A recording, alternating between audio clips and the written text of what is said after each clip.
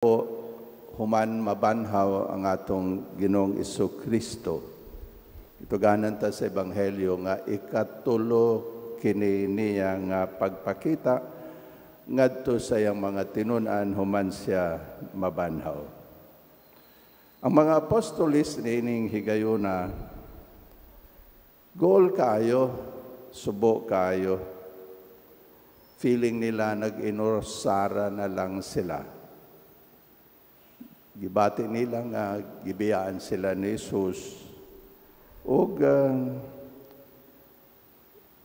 goal sila nga naghuna-huna.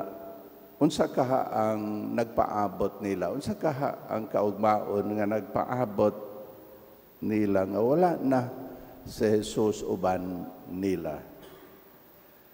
Unya, nagpakita kanila ang atong Ginoong Jesu-Kristo ug usa sa iyahang gihimo sa iyahang pagpakita nila mao ang gitagaan sila og pagkaon.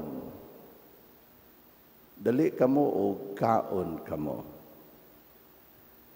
Gibuhat niya kini aron pagpakita nga siya nagpakabana paghihapon nila nga siya nahigugma paghihapon nila nga siya nagtagad paghihapon nila.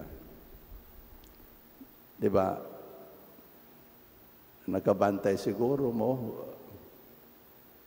bisita mo sa inyong inahan, minyo na mo, matagkaroon og unya siguro, mo bisita mo sa inyong inahan. Unya, pag-abot ninyo sa inyo, pakanon gyud mo sa inyong inahan, di ba? Pugson gani, moingon ka, busog na ko, o nakakaon na ka, pugson ka gyud niya o pakaon, di ba? Nya instinct ni sa inahan. Tungod kay siya ko'y nagmatuto, nag-amuman nimo, siya ko'y nagpakaon nimo.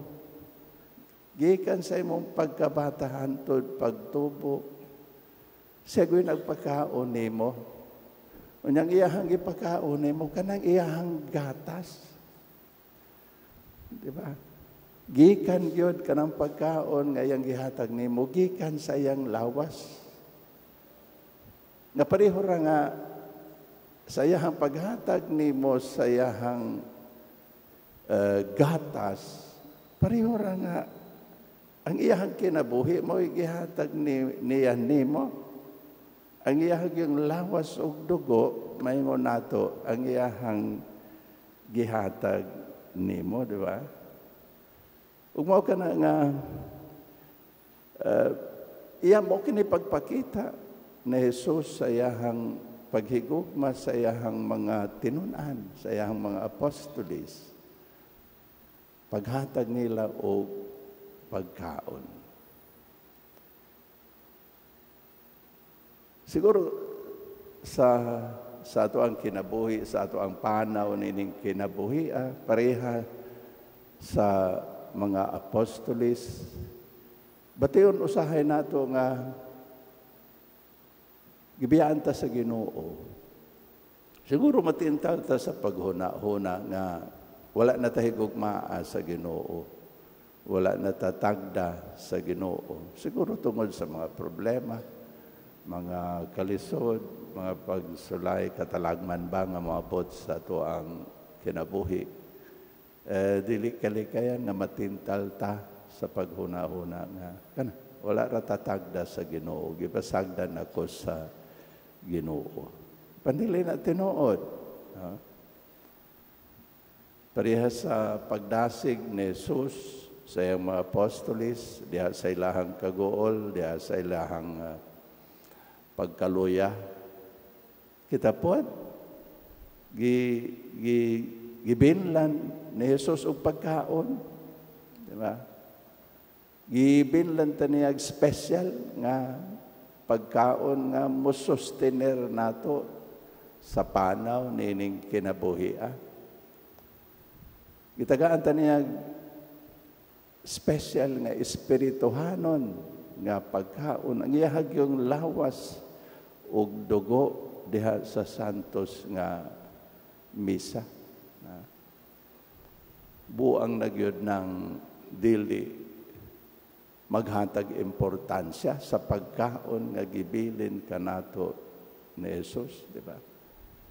Pagpadayag sa iyang paghigugma kanato. Gihigugma kita niya o aron pakita nga kita gihigugma niya nga siya sa gihapon nagpakabana nato, gibinlan niya kitag special nga pagkaon. Pasalamat ta nga kita nga kanunay nga nagsimba, nagpadayag sa atong pag-ila,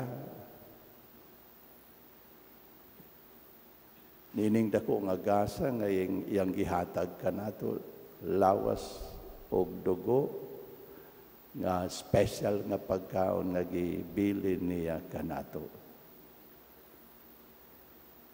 Tagaan nato dakong importansya ang santos nga misa. Kaysa ako nang giingon, mao kini pagpadayag sa Ginoo sa iyang dakong gugma ug pagpagkabana kanato. Batiyon gani nato, matintal gani kita sa paguna-una nga gibiyaan ta, gipasagdan ta, wala na ta higugma sa Ginoo. Hala, dagan ta sa simbahan, simba ta ug ambit sa pagkaon nga gibilin gihatag kanato sa atong Ginoong Hesukristo nga mao'y maghatag kanato kusog taliwala sa mga pagsulay, problema, katalagman nga moabot sa atong kinabuhi. Yes, ang greetings niya sa iyang pagpakita ang kalinaw manaa kaninyo. Apan ang kalinaw nga iyang ihatag nato wala magpasabot nga libre na ta sa mga pagsulay, mga problema o mga pag-anto sa kinabuhi. Kay bahin kini, naagyod ni. Kay bahin kini sa to ang kinabuhi. Ang kalinaw nga iyang ikahatag nato mao nga magpabilin kitang taliwala niining mga pagsulay, problema sa kinabuhi, magpabilin kitang malinawon tungod kay nasayod man ta nga ang Ginoo uban nato sa tanang panahon. Kuyog siya kanato sa tanang panahon. Muna nga human sa greetings, ang kalinaw manaa kaninyo, mayngon yun na siya, nganong nabalaka man mo, di ba? Sumpayan ko na niya, nganong nabalaka man mo. Niya ako, kuyog ko ninyo. Dahil ko ng Diyos, diya sa iyahang kaayo ugugma kanato. Amen.